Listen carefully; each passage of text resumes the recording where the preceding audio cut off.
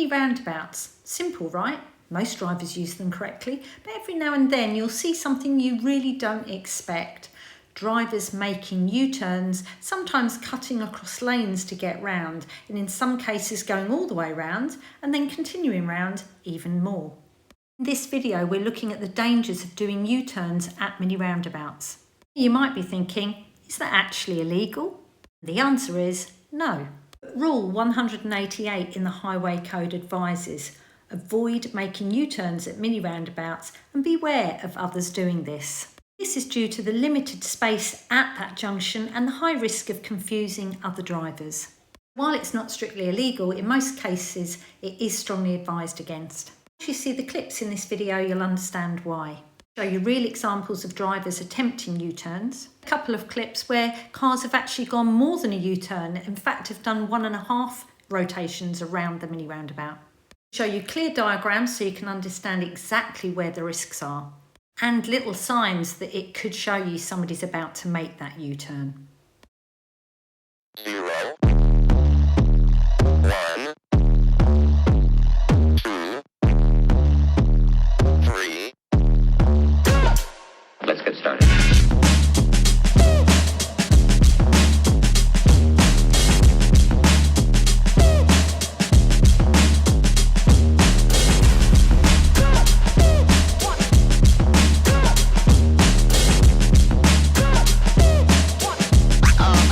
Oh, that's real good.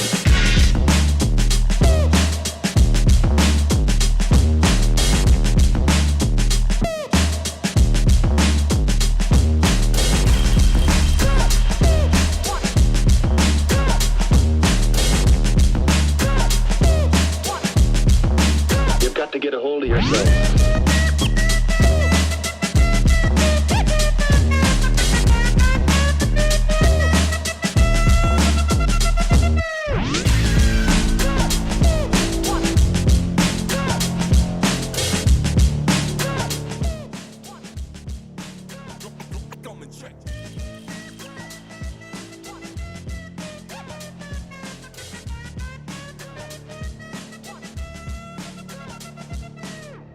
Ain't nobody stopping me. Ain't nobody stopping me. Ain't nobody stopping me.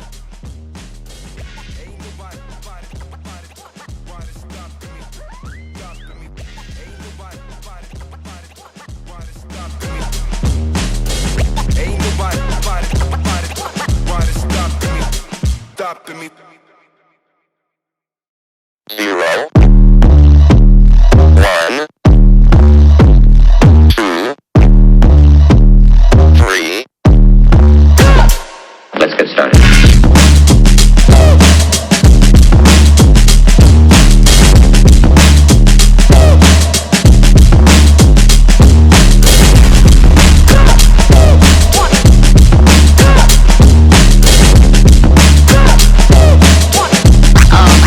Oh, that's real good.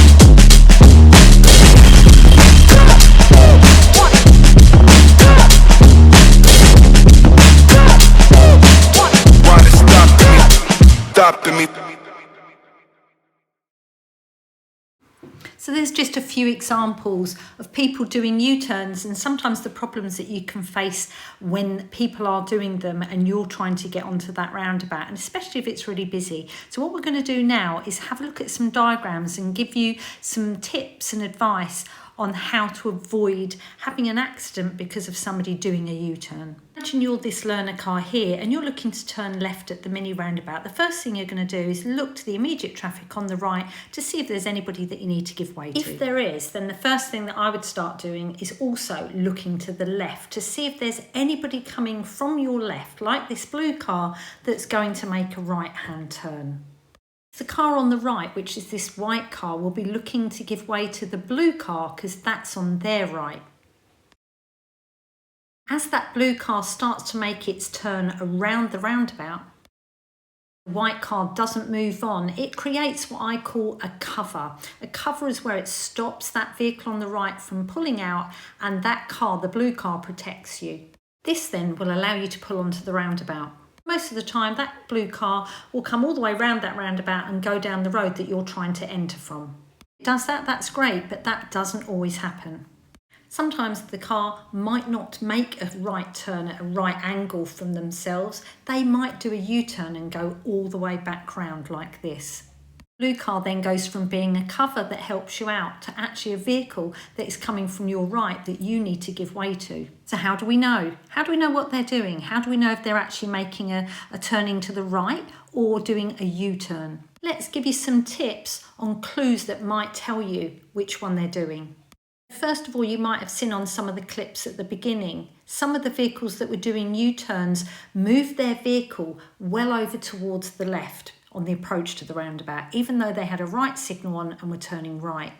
And if they do that, it's most probably because it's very limited room on the roundabout and they want to give themselves a little bit more of a swing to get round.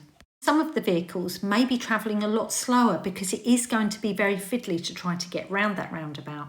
Although I'm saying to you there's a few clues that they might not carry out either of those things. They may not move to the left and they may not go slow. They may just come round at speed. You need to keep double checking, keep watching that blue vehicle as it comes round because you'll start to see how it angles, and that most probably will give you a heads up whether they're going all the way round or whether they're taking a proper right angle right turn. By the time they get to about this point, you'll most probably have clear ideas as to whether they are going to make that turn all the way round or not. You'll be able to see by the way they're angling the wheels and how sharply they start to move their car towards the right. Or if they start to take a more gentle angle across that roundabout, which most probably means they are taking a full right turn rather than a U-turn. Double check all the time to make sure that if they do a U-turn, you spot it.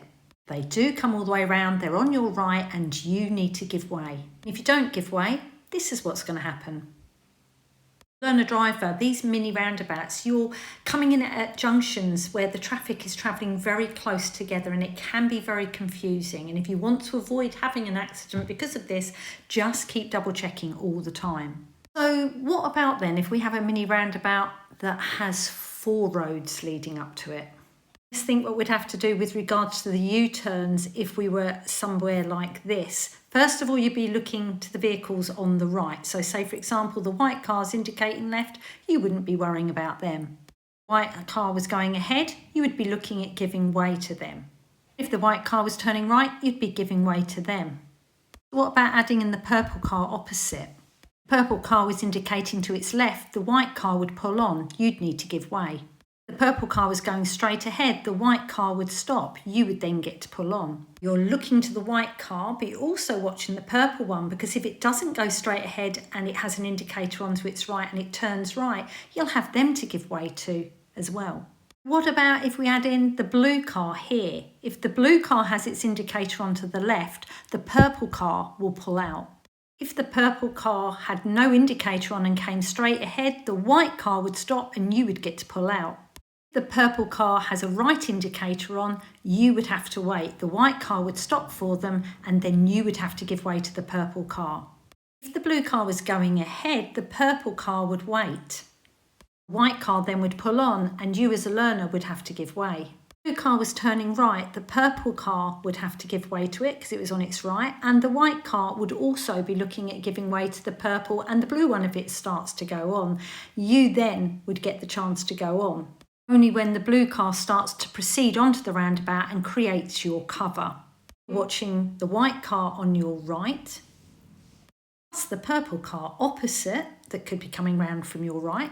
Then you have to keep an eye on the blue car to make sure that it's definitely taking a right turn that would help you out, or like the diagrams we showed you before, keep an eye on signs that may make it look like it's doing a U-turn because then it would become somebody that you would have to give way to also.